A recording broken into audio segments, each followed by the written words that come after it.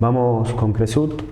Eh, Hoy 11 de septiembre dieron la conferencia donde, bueno, reivindicaron más a IRSA que a Cresut por todo lo sufrido en este periodo.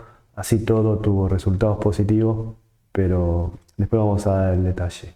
Viendo un poco el negocio de Cresut, aprovechando la memoria que exponen, que es como leer un libro más o menos, el origen se remite a 1936 con el fin de administrar los bienes inmobiliarios de la empresa Credifoncier, dedicado a préstamos rurales y urbanos en Argentina. Una vez disuelta, en la década de 60 se dio origen a Cresut. Así se fue expandiendo y en 2005 fundaron Brasil Agro, donde se expandieron no solo en Brasil, con algunos cultivos, sino en Bolivia, Paraguay y Uruguay. La misma cotiza, bueno, tanto en Buenos Aires, Brasil Agro también cotiza en el Bovespa y en la Bolsa de Nueva York con una participación, si no me equivoco, del 39,4%.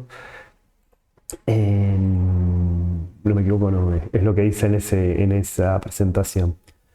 En fin, la estrategia de la compañía es producir granos de oleaginosos y cereales, caña de azúcar desde Latinoamérica para el mundo, buscando la máxima eficiencia en el manejo de recursos naturales y optimizando sus activos a través de implementación de mejores prácticas, etcétera, etcétera. Brinda los mejores servicios para la comunidad del agro a través de sus subsidiarias. Tienen dos, uno para acopio, consultoría y comercialización a través de FIO, futuros y opciones.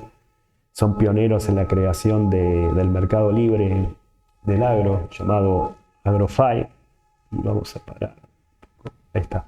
Que ya está operando en Argentina, Brasil y Uruguay. No solo eso, tienen muy buenas noticias donde uno puede ver novedades. Es una de las páginas de referencia cuando utilizo el agro, ¿no?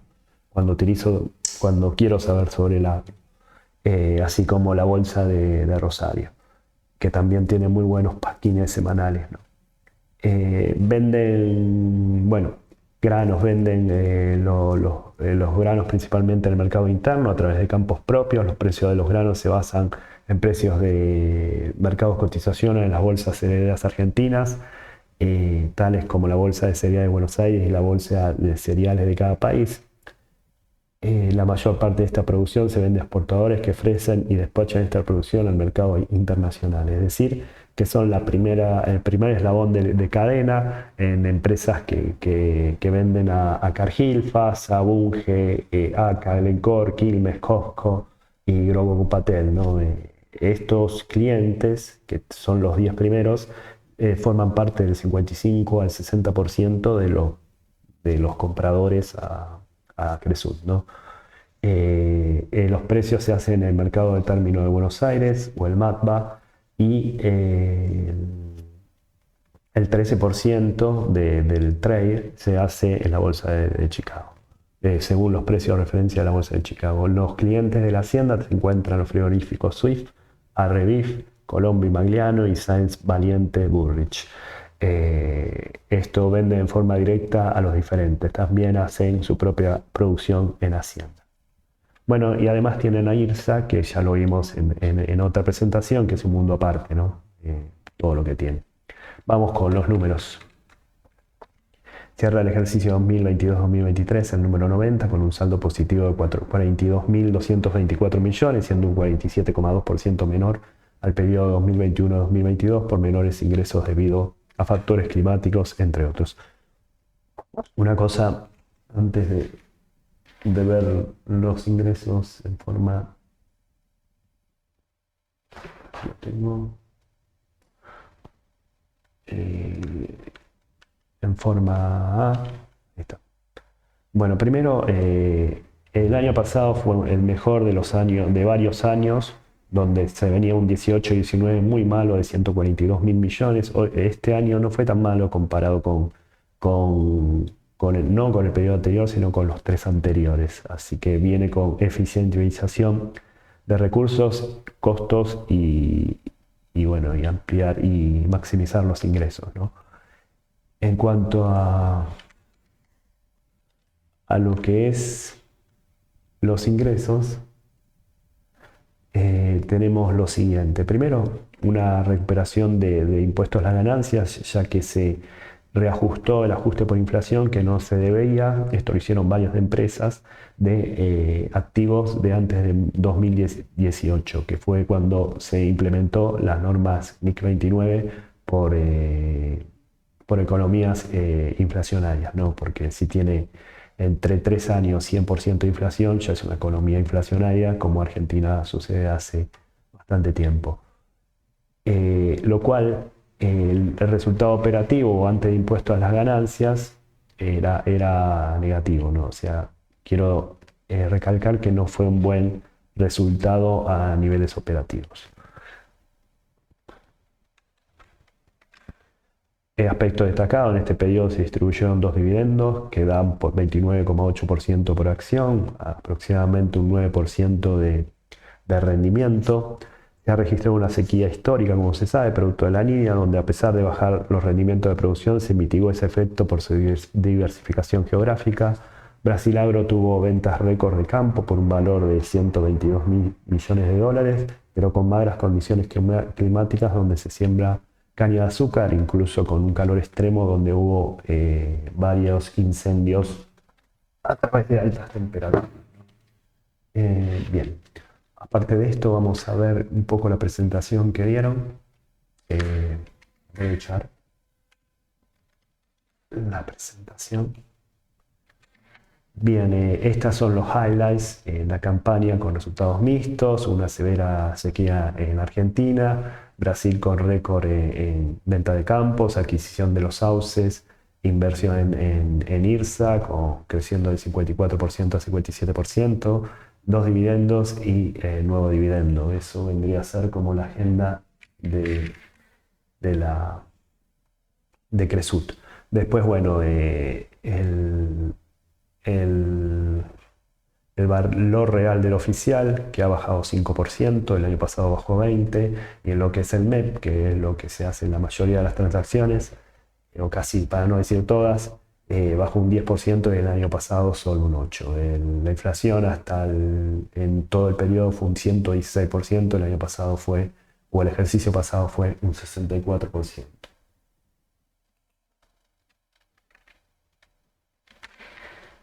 Esta es la sequía, lo que se decía que en Argentina se perdió hasta 50% de la campaña, o sea, fue 50% menor, que fue un 30%, lo que es maíz, un 35% menor, que fue un 18%, y lo que es trigo, que no es uno de los granos más pertinentes de Cresut, ya que el maíz y la soja acapara más del 80%, bajo un 30%. Viendo acá la posesión de tierras o hectáreas, tenemos esto Panambí, que se compró principalmente para cultivo de algodón, donde tuvo muy buenos resultados. Se vendió algunas cosas, algunos campos en Paraguay y en Brasil, también se compró los sauces para ganadería y demás. Acá está el rendimiento, donde este es el valor del libro y esto es lo que vendió. Decía de 12,2 millones pasó a 83,8 millones incluido, es decir,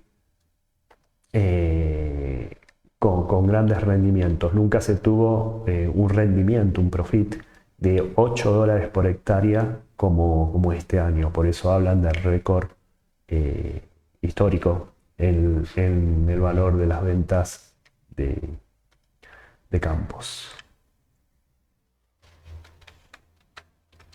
Los ingresos por venta son de 190.400 millones de pesos, bajando un 7,9% anual. Los costos dieron 115.000 millones de pesos, un ahorro del 23,4%. Por valor razonable de activos biológicos resulta deficitario, 3.832 millones. Esto tiene que ver con los rindes. El año pasado, como fue una campaña récord, dio 35.351 millones, y no solo eso, el precio estaba máximo, o sea, tenía todo a favor. El margen de BICLAB da 32,2% y el año pasado dio 28,3%. Las existencias no de activos de inventarios bajaron un 2,5% respecto al ejercicio anterior.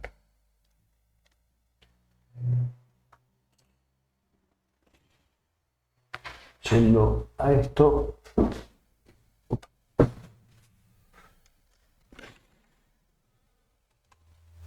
ahí está la memoria, perdón. Tenemos el EBITDA que en realidad sin incluir los campos dio negativo, excluyéndolo bajó un 38,5%. En cuanto a lo que es inventarios, tenemos una baja de 2,5 y en realidad también el saldo era de 32 mil millones de dólares de pesos a 27 mil o 28 mil millones. Esto es por el uso de las cosechas. Desglosando los ingresos en el negocio agropecuario, que es el 58,5% del total de Cresut, excluyendo el otro restante IRSA, granos, que es el 53,6% del negocio, baja un 28,4%, vinculados al efecto de la sequía y el menor volumen. Venta de insumos a través de acopio, comercialización y todo eso, que es el 26,4%, baja un 6,6%. Después puntualizo algo de ahí. La caña de azúcar baja 46% anual por reducción en precios de combustible en Brasil e incendios de cañaverales por altas temperaturas. Hacienda baja un 33,3% por depresión de precios y el factor inflacionario. En segmentos hemos tenido varios lugares. Primero, como dije, los ingresos de producción agropecuaria bajan un 31,9%, con un EBITDA que baja un 94,5%, casi llegando a nulo el EBITDA. Los granos bajan un 28,4% y un resultado operativo negativo. Caña de azúcar también un resultado operativo negativo y baja un 46%, ¿no? Esto dado por el volumen. En cuanto a lo que es producción ganadera, baja un 33% y con resultado operativo también negativo. Y esto está mal, es un menos, el resultado operativo es menor de 4.200 porque da negativo, ¿no? Otros segmentos, en cambio, lo único que da positivo, un 23% mayor el EBITDA que el año pasado. Esto dado por mayores gastos, mejor uso de gastos o eficientización de eso. Presentación. Viendo esto, tenemos un 85,9% de baja del EBITDA ajustado, donde tenemos negativo lo que es granos, caña de azúcar y Hacienda, y solo otros fueron positivos, ¿no? Dando un EBITDA sin ajustar de 7.799 millones.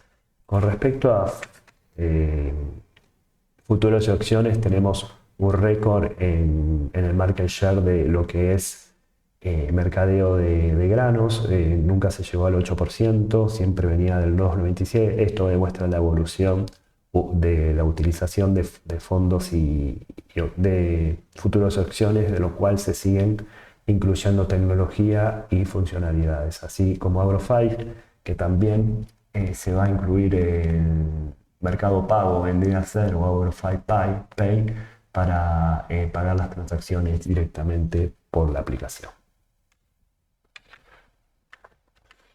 La producción, el total de granos baja 18,9%, donde soja, que es el 46,3%, baja el 7,5%, el maíz baja un 27,3%, se destaca el algodón, esto por la adquisición de campos principalmente, que eso, aunque pondera un 1,9%, subiendo 72,5%. Caña de azúcar baja un 25%, la menor en 5 años, por lo dicho de las temperaturas y los precios, que se fueron dando.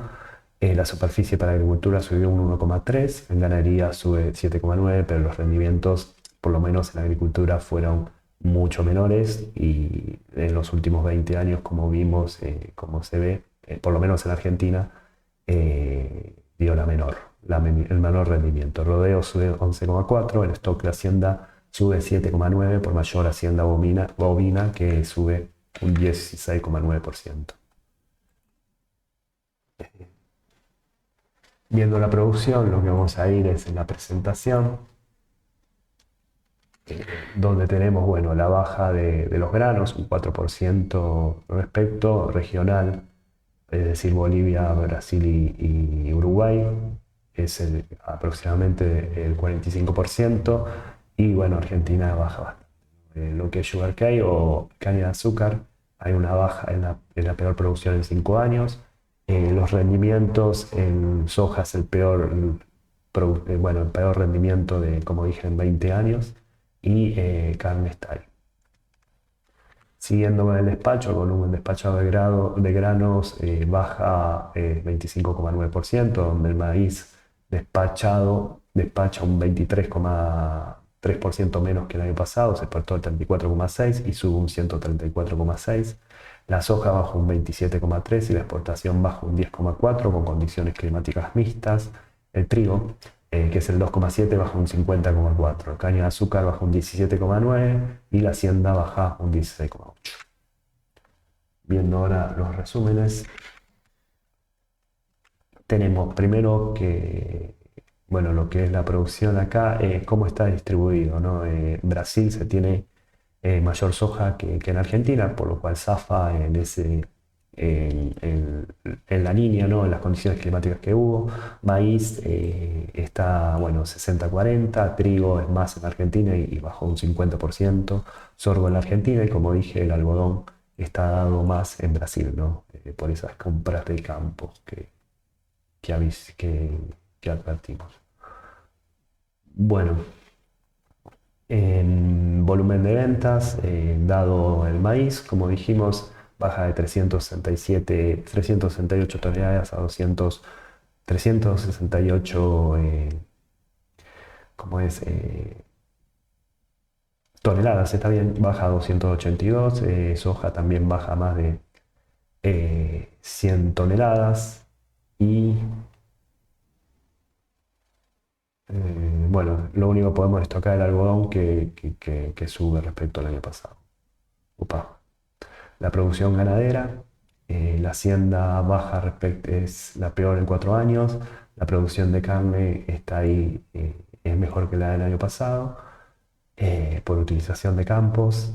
Los campos en ganadería suben un 3,3%, y lo que es hacienda sube un 7,9% bueno, suban todo, haciendo de cría, hacienda invernada y hacienda ovina. Los gastos por naturaleza suman 161.100 billones, 161,1 billones, ¿no? Ahorrando 13,3%, donde cambios en activo biológico y productos agrícolas bajan un 38,9%, remuneraciones, cargas sociales suben un 14,6%, y la dotación en negocios en agropecuarios de 1.152 empleados. Viendo la dotación, primero,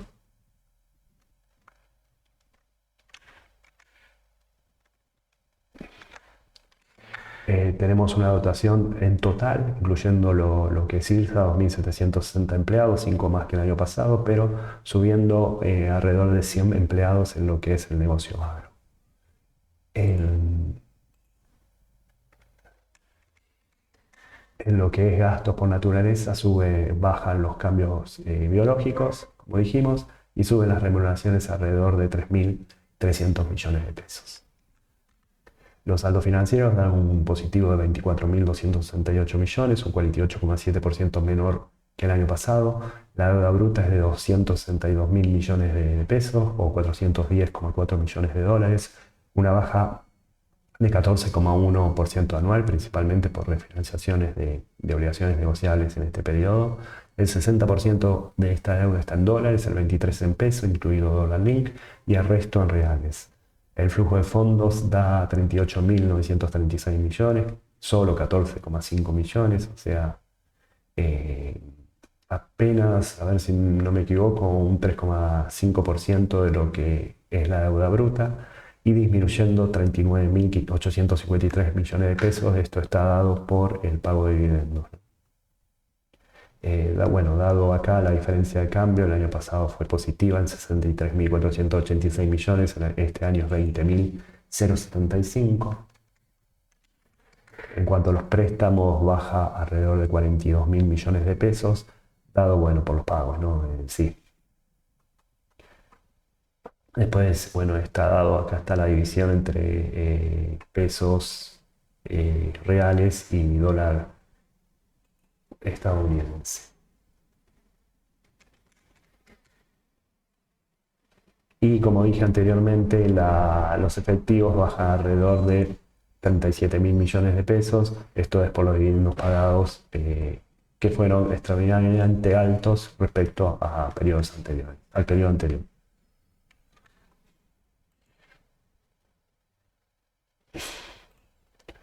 A ver qué tengo acá. Bueno, acá está que la deuda neta es 396 millones de dólares y viendo la presentación un poquito cómo está dado, ¿no? Tenemos un resultado neto que baja 44,6%. Esto es el positivo impacto de revertir un asiento por ajuste por inflación en impuestos, donde se recuperan 74.279 millones de pesos. El año pasado se imputaron cargos por impuesto a la ganancia de 4.262 millones de pesos. O sea, los 74.000 y pico son beneficios, ¿no? O sea, es un descargo, ¿no? O sea, no es cargo. Al contrario, entra como beneficio.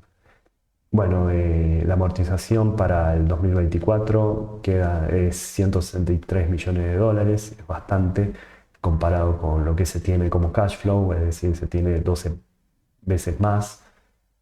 Acá, bueno, se lanzaron una obligación negociable en pesos con Badlar más 3 y una Dollar Link con 0%.